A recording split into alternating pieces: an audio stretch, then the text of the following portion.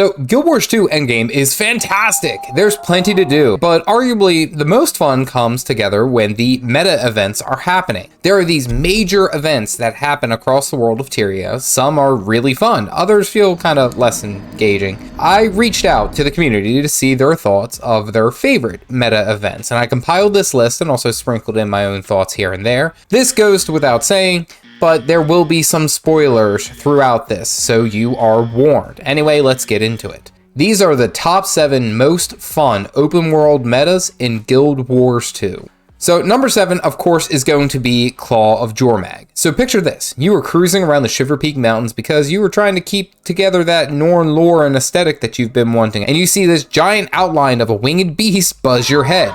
Oh yeah, it's on. This is found in Frost Gorge Sound and is one of the most engaging meta events in core Tyria. Seriously, compared to Zaitan, Jormag's lackey would have been a better endgame boss. Shots fired. Hey, why would you say something so controversial yet so brave? The best part is that when you first see the claw land and the roar, it literally gives you chills. Because it's an ice dragon. Daddy, chill. This, of course, is also noting that we didn't really see much of Jormag until Icebrood Saga came out, but overall this is a great meta event. The meta requires you and teams of players to break down the ice barrier so that you can deliver the final blow on the Frosty Boy, but if you were like me and didn't venture into other places across Tyria, except for the Shiver Peaks, this was an absolute blast to find. Number 6, The Knight and the Enemy. Verdant encapsulates the entire Heart of Thorne story, especially with this map-wide event. Stepping into Verdant at the beginning of Heart of Thorns felt like a brutal wake-up call, getting trash canned completely by everything.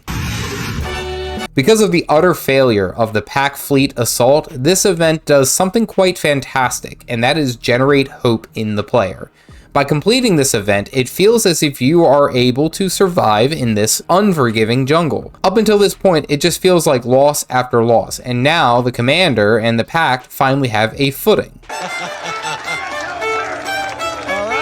You start by reclaiming camps down on the jungle floor and fending off Mordremoth's minions. Then once a base camp has been established, you then take to choppers up into the canopy where you take on ferocious wyverns in an aerial duel to the death. Seriously, the first time you do this meta, you realize it is one of the best progression metas in the damn game. It is so well done. Number 5, the giant undead dragon itself, Tequatl. I love this meta. I didn't discover this until I leveled a human guardian, and holy crap, this dragon is big. This meta is found in Spark Fly Fen. As you've been playing the main story in core Tyria, you've been dealing with undead, alright, no problem. And now you have a big bad. This thing literally leaps out of the water and starts wreaking havoc everywhere.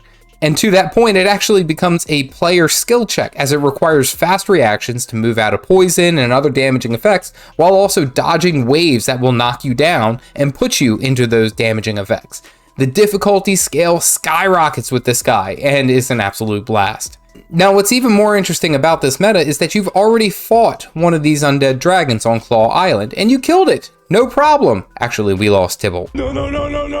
I'm still bitter about that one. Anyway, the one that you fought on Claw Island is a preschool fight compared to this undead dragon. But anyway, you team up with pack members to fire a massive laser cannon at the target to knock it down and then finish it off. Like, holy crap, it is great.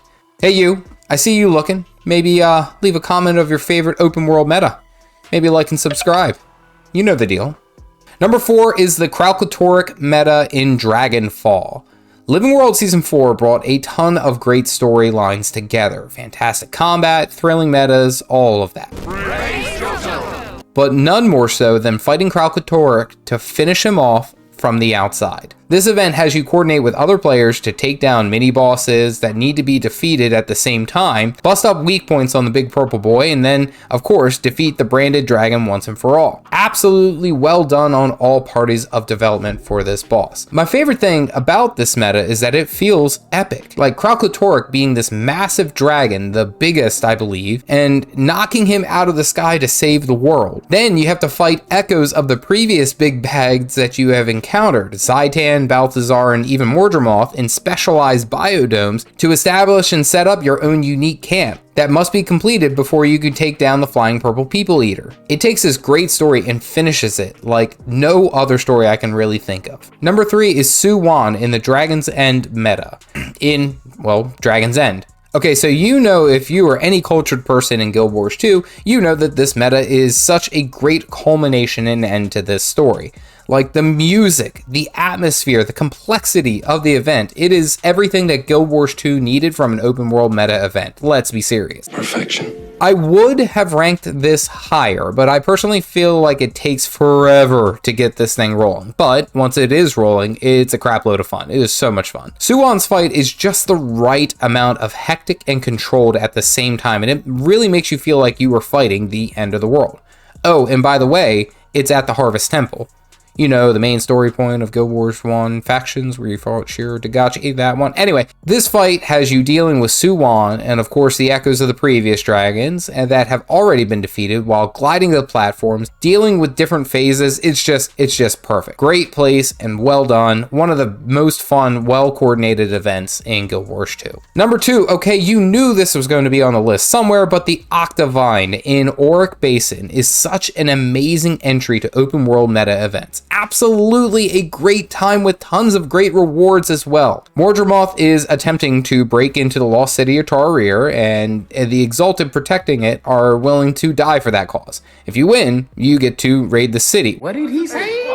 Wait, that actually doesn't sound like a win for them. But if you lose, the Exalted destroy the entrance and themselves with it. Stressful. The fact of collaborating with tons of players in different places on the map to kill the Vine at the same time, at first I thought was impossible. I was like, we are gonna mess this up, but holy crap, I was wrong. Actually, I've failed it a couple of times. Womp womp. The fact that you are working together and coordinating to take down these Octavines by removing their slime shields so that you can damage the heart of them and then kill them all at the same time make this event even more exciting. Then of course there's the mad dash once you finish the meta to gather all the sweet loot chests in the depths of the city. Just added the perfect reward for players' teamwork. It's great fun. Number 1, this is without a doubt the most fun open world meta in Guild Wars 2, and that of course is the Mouth of Mordremoth in Dragon's Stand.